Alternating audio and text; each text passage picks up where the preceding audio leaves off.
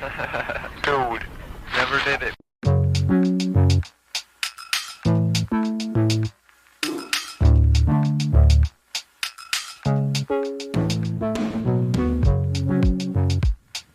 Welcome back to Never Did It. I'm Brad Garoon. I'm here with Jake Ziegler, and this is a podcast where we make each other watch the movies we've never seen. We have picked movies that the other person hasn't seen from the last 100 years and assign them to each other. And this week, we are tackling 1949 and the films The Adventures of Ichabod and Mr. Toad and Samson and Delilah. Jake, why don't we start with Ichabod and Mr. Toad, and why don't you tell me why you wanted me to watch that movie? Well, I think the main reason probably is that I probably haven't watched a lot of movies from 1949, so I think there was a somewhat limited selection to choose from. And it's a Disney movie, and it's one that I do remember enjoying as a kid. I always liked the Sleepy Hollow story, and it's just one I remembered liking and easily accessible, on Disney Plus, and it seemed like a good one to put you through. Do you want to, real quick, I take it you did not rewatch that for this podcast? No, I did not, but I've seen it relatively recently, because I remember watching it, my daughter, who is 10 now, I remember watching it, sometime in her life when she was younger, so I've seen it at least sometime in the last couple of years. Okay, so it actually was pretty fortuitous. We do this podcast in part because we want to have some guidance in the things we watch. Jake and I both watch a ton of movies, sometimes kind of mindlessly. Like I'll find myself just on Hulu looking for rom-coms, which is fine. But I went back to Snow White and have been watching all like the canonical Disney animated features. And this one came up in that when I got to the 1940s. The 1940s are a rough time for Disney animated features. Not great. From what I understand, losing people to the draft in World War II, losing money because they were asked to make propaganda films for World War II, their animation department getting gutted. Almost all of the Disney animated movies that came out in the 40s are compilation films. They called them something else, but essentially they're package films, they called them, because they packaged together shorts. Essentially, they're just series of shorts. And this movie is almost that. This and Fun and Fancy Free are each two movies put together. I think in each case, they were all meant to be feature films, but they couldn't get it together to make any of them features. So they took two 30-minute movies and put them together with interstitials. Fun and Fancy Free has like Jiminy Cricket being a nihilist, being like, all you should do is party. And then he tells the story of Bongo. I'm sorry, I'm giving some background just because I have a lot of this in my head. There's Bongo the Bear, which was originally intended to be a sequel to Dumbo, the elephant. It's about a bear who is in the circus and then goes out and falls in love with a bear in the wild. And I remember that. A bear says, I love you with a slap. I remember that from childhood pretty vividly. And then the short Mickey and the Beanstalk. And when I say short, these are 30-minute shorts. I mean, they're long. They're fully fledged shorts. And that's Mickey, Donald, and Goofy doing a Jack and the Beanstalk story. That one I have images from that so deeply burned into my brain from watching it over and over as a kid. And they're both fine. Actually, Bongo's kind of boring, but we're talking about Ichabod and Mr. Crane. So before I get into my big spiel about it, what do you remember about it? I remember being a little bit scary actually from watching it when I was a kid, and even watching it when my daughter was little. Just like the Headless Horseman was a little bit scary actually, especially for the real small. For the real small use, you might just say, cartoon and Disney, and think that it would be, nothing to worry about. So I do remember it being a little frightening. Yeah, for sure. It's interesting too because, so have you ever been to Disney World? Oh yeah, it's been. I was there once as a kid and then once as an adult. Yeah. Okay, so I went a ton of times as a kid and also twice as an adult. Once chaperoning a youth group and once chaperoning myself and two other friends in college. This was actually after you, because you graduated. So Jake and I, for background, if we've never said this before, we met in college, and we've been friends ever since my freshman year of college, your sophomore year. So you graduated a year before me, and on my senior spring break, I went to Disney World with like a bunch of guys from college. That's right. I think we went to Daytona and Orlando. So the last time I was there was college, or just after college, because that youth group thing was after college. That was weird. There was this guy harassing I took a bunch of 15-year-olds there. And this guy harassed on the monorail who worked there was harassing one of the 15-year-olds. I almost had to get physical with this. I'm not a physical guy. And I almost had to get physical with this guy. It was very strange. Anyway, Disney World's a weird place. But what I loved about it as a kid most was Mr. Toad's Wild Ride. And that was this movie. This movie adapted into a ride. That's no longer there. I think it's a Winnie the Pooh ride now. I thought I had seen this as a kid. I was positive I had seen, because I had seen Ichabod and Mr. Crane.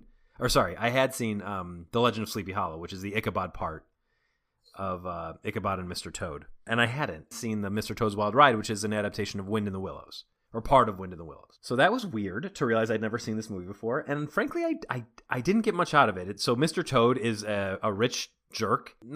He's like a fail son. He comes from a rich family. They own a lot of real estate in town. His friends rely on him and his family's wealth because they own Toad Hall. And he's in danger of losing Toad Hall because he keeps getting in trouble for being a lunatic. When the movie starts, he's getting in trouble for taking a horse-drawn carriage, and the horse is also a lunatic, and like basically trashing town with it. And then he sees an automobile, and he's like, "Oh my God, what kind of danger could I get in with this?"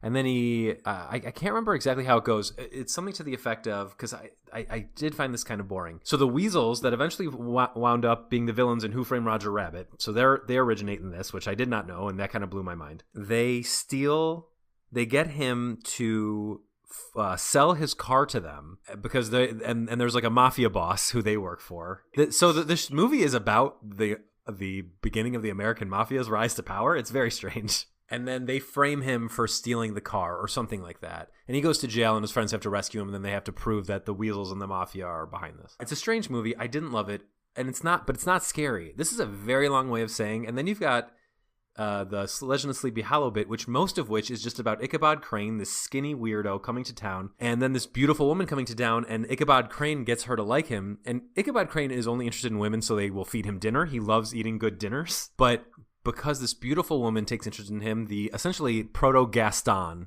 of this tale gets upset with Ichabod and tells him the story, and knows that he's superstitious, so he tells him the story of the Headless Horseman.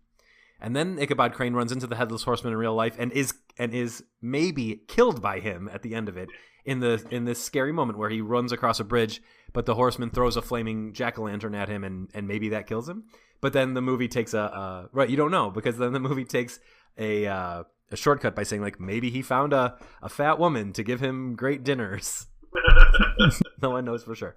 Anyway, I did not love this. Just like I did not love most of these movies in the 40s. And it's wild to see the real world affect Disney, because now Disney's sort of foolproof outside of like its march towards capitalism death. Some people say like, oh, it's gone woke, and I don't know what that, I mean, I know what they mean, but I don't know what it actually means. Doesn't mean anything. Right. Yeah. But I don't think that's true. I think, look, I just watched Peter Pan, and I remembered Peter Pan being a good movie.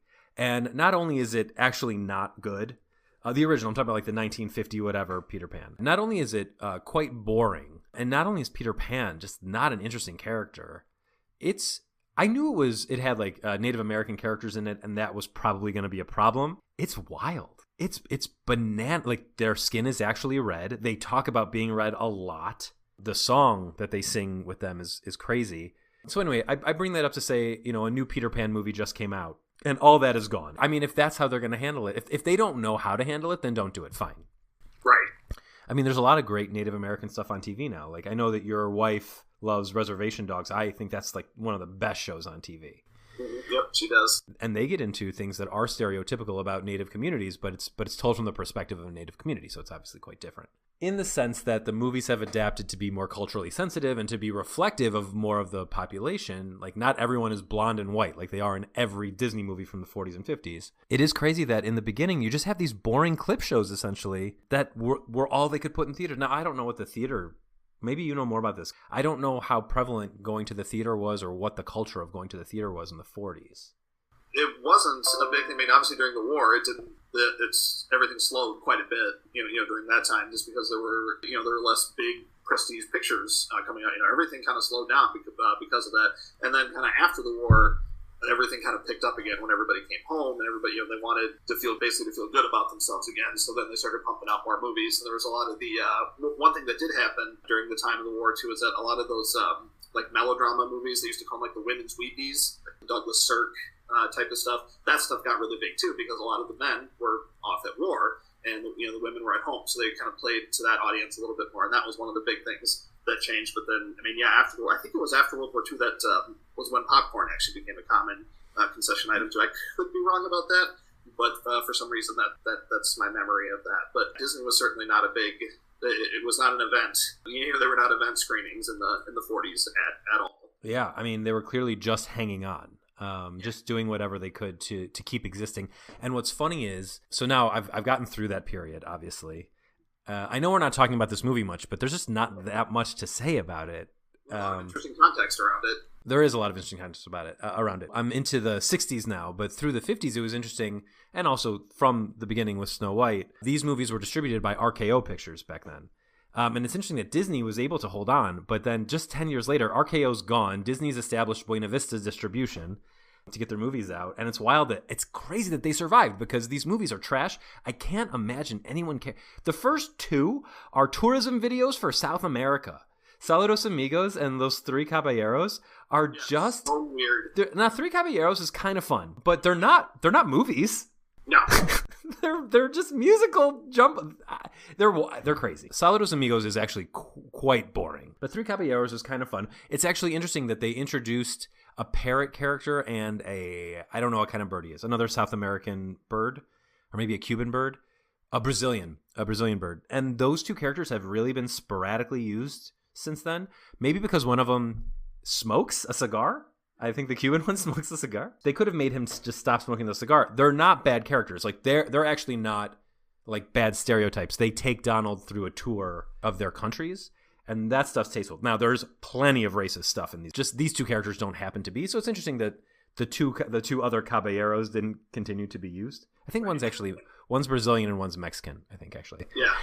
Where was I going with all of this? Anyway, yeah. So it's just crazy that they survived, and now obviously are thriving and are where they are 60 movies later, I think, in this. So yeah, 60 or 61 at this point. Yeah. So I think 61 have come out, and the 62nd will come out. I don't know when these will be released. I know that like some of our episodes that have already passed came out way after they were relevant. Well, not that they weren't relevant, but like the chatter that we do on them is irrelevant. Right. Yeah. There are 60 like in the Disney animated canon or like Disney Animation Studios, or not TV. It's actually interesting. There's some that probably should be in there that aren't, like a Goofy movie. There's not really a reason why that one's not. It was produced by a different studio, but it has all the hallmarks of a Disney animated film, or like James and the Giant Peach. Yeah, they kind of straddle the line a little bit. Yeah. And there's some in there that you've definitely never heard of, like Dinosaur and Home on the Range. I've seen them. They're not good. I haven't seen them yet. I eventually will. They don't look good. That's right. You will. Dinosaur I watched fairly recently. It's super forgettable. Yeah. Well, so we won't be doing a podcast about that episode. Why did I bring? Oh, Home on the Range was a trivia question, and it was like a question about. So whenever there's a movie category, I usually carry it. Not always sweep it, but I usually do pretty well. I go to trivia every Wednesday. Home on the Range was the answer. I was like, what even is this movie? I just didn't know what it was. So anyway, anything else you want to say about Ichabod and Mr. Toad? No, not particularly. I mean, I think it's an interesting historical curiosity, to kind of see them make these movies that were, like I said, just these two kind of Frankensteining these movies together, to have something come out. And I kind of like I remember really liking the Ichabod part more than the Mr. Toad part. I think there's some kind of cool animation in it, but yeah, I mean, in terms of the overall Disney canon, it's pretty forgettable and kind of lower to the list. I looked up in my letterbox. Looks like I gave it the last time I watched it was 2017, and I gave it 3.5 stars. So yeah, I think that's a little. I mean, if you were to ask me, and I'm also on this podcast, so you are. I think it's a little high. I think I went 3. I'm looking for it. 3 seems right because like that the final chase scene in the Legend of Sleepy Hollow bit is solid. Yeah, 3. What did I say about it? I thought I'd seen it as a kid and I hadn't. Yeah. Yeah, right. This is the one interesting thing. There's no heroes in this movie. Mr. Toad and Ichabod Crane are jerks. So it's interesting to see like this is the first time that Disney flirted with like the anti-hero trope. I don't think it worked, but it's there. It's interesting. It's an interesting curiosity. Certainly more watchable than like I said. I wouldn't probably sit through that Saludos Amigos again. Definitely not. Or like Merry Melodies is not Merry Melodies. Melody Time is like nothing, and a lot of them are nothing. Make Mine Music isn't even on Disney Plus. Oh, gross. Yeah, I think I had to borrow the DVD from our local library. Like again, when Viv was real little, so I watched it once. Like, yeah, never doing that again. Yeah, I for sure found it on like archive.com or something like that. Which, by the way, savearchive.com. Apparently it's in danger of closing down. I hope by the time this is out there, it still exists. It's a great website. Next up, I assigned Jake Samson and Delilah for similar reasons to why you assigned me Ichabod and Mr. Toad. I hadn't seen much from 1949, but I actually did like this movie. I want to bring up my review of it. So this is a story from the Hebrew Bible, from the Old Testament. It's a story that I guess Ten Commandments is like. It's funny, you watch this and Ten Commandments are similar like biblical epics, which were happening around this time. This is a post-war film, right? Yeah, 49. So they're back in business. The movie industry's back. And this movie's big. And it's the story of Samson and Delilah. Samson is a guy who's essentially... I always used to get him and Hercules confused when I was a kid, but it's... Yeah, they're similar. Yeah, but this is like the Hebrew version of the Greek myth of Hercules? Yeah. And so Samson is... Oh, and also like Achilles are very similar. They're all very similar characters. Achilles has his heel. Hercules is a demigod, and if Samson's hair gets cut, he loses his mojo. And it's a romance and not an espionage movie per se, but like there are people trying to sneak around and get the better of him. It stars Hedy Lamarr as Delilah and Victor Mature as Samson. I thought Hedy Lamarr is great. I mean, she is exactly what's on the tin. Angela Lansbury. Not forget about Angela Lansbury. Oh, actually, I did forget, but now that you said it, wild to see this very young Angela Lansbury. Before this, the oldest Angela Lansbury movie I'd ever seen was Death on the Nile, the original adaptation of Death on the Nile, with Peter Ustinov in the role of Hercule Poirot. And she's not that young in that. I mean, that movie came out 30 years after this. She's a baby in this one. They're all great. Hedy Lamarr is exactly you get exactly what you pay for with Hedy Lamarr in this movie. She's hamming it up, and Victor Mature, who should be in like every wrestling movie from around this time. He's like just a huge hulking dude. He's quite good in it. What did you think of it? Yeah, I liked it. Just like you did, I thought it was real good. I mean, it's there's a lot of those biblical epics from back in that time. Like I was watching it and I was kind of thinking to myself, like, were these like the Marvel comic, were they like the comic book movies of the day, where people at the time being like, oh God, another movie from the Old Testament? Like, did Hollywood get any new ideas lately? Like, okay, we get it. Right, we've had Ben-Hur. Well, that's the New Testament, but like we've had Ben-Hur, we've had the Ten Commandments, we've had this. I don't know what I mean. Are there other? I mean, I know there's other like big epics. Like, Spartacus came out quite a bit after that. Yeah, Spartacus was about 10 years after this too. Yeah. Even though those big ones like even though those like old time, El Cid and Cleopatra, right? Not necessarily biblical, but just like those old, they all kind of dress the same, Sword and sandals type movies, yeah. Exactly, yeah, that sort of thing. So there were so many of them, and a lot of them, yeah, are very good. And yeah, this one's really good. It's well done. I mean, again, I'm looking at 1949, and I thought, right from the beginning when he fights that lion, he kills the lion with his bare hands. Like, God, damn, this looks really good. Yeah. Even by like today's standards, like this is good, and it's it cruises right along. It's just over 2 hours. There's not enough action. Like some light espionage type stuff going on. I mean, it's interesting. It's well done. It's just just a good solid movie. Would have been cool. Like, could have been a cool movie to see like on a big screen. Yeah, and it's kind of funny too, which I wasn't. In fact, I'm always surprised when like I hadn't seen Casablanca for the first time until the pandemic. I'm embarrassed to say, and I'm watching it with my my now fiance's family, and I'm like, this movie is hilarious. What is the deal? That movie has aged so well, and it's perfect still. Yeah. I'm looking up what was the top box office of 1949, and this was the number one movie of 1949.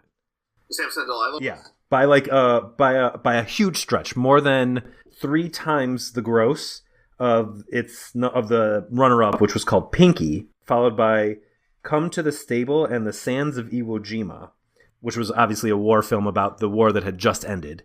Right, John Wayne was in that, if I'm mistaken. But Samson and Delilah grossed almost $29 million in 1949, which is obviously obscene. Oh, you're going to do the conversion? Oh, yeah. Value of $1949 today. Let's see, $29 million? That would be about $367 million. I mean, that's huge. I mean, even by today's standards, like that. Yeah, that's a great take. I would say, especially by 2023 standards, which are not 2019 standards, that's a good take home.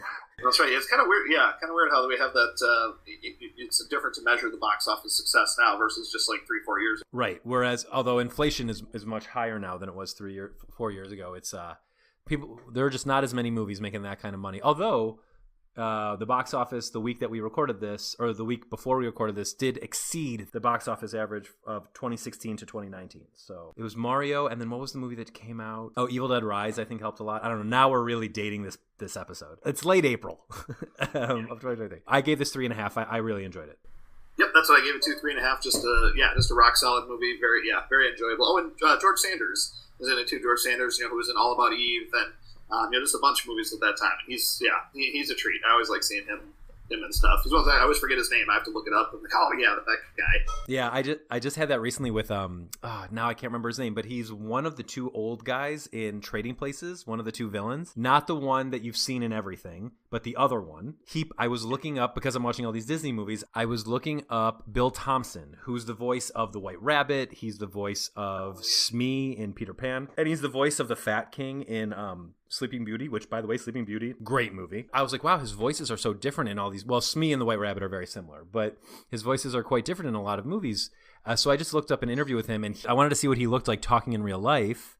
And he was on that show, I forget what it's called, but it's where the phrase, "Will the real X please stand up?" originates. He stands up and he's incredible. But the old man from Trading Places, was one of the panelists. And I was like, holy crap, never seen him young. That's wild. That's really boring in the context of these movies. But anyway, that's 1949. I think the most interesting takeaway from these two movies, there's nothing connecting them. But the interesting takeaway is that the difference in my enjoyment between the 3-star Ichabod and Mr. Crane, or Mr. Toad, and the 3.5-star Samson and Delilah is vast. Maybe we need a 1/4-star system like in wrestling. Any other thoughts on 1949, Jake? No, I think it was certainly an enjoyable week. I'm glad I saw this movie. Glad I watched it. Sick. All right, great. We'll be back with another year, probably more recent. Come back next week for more Never Did It.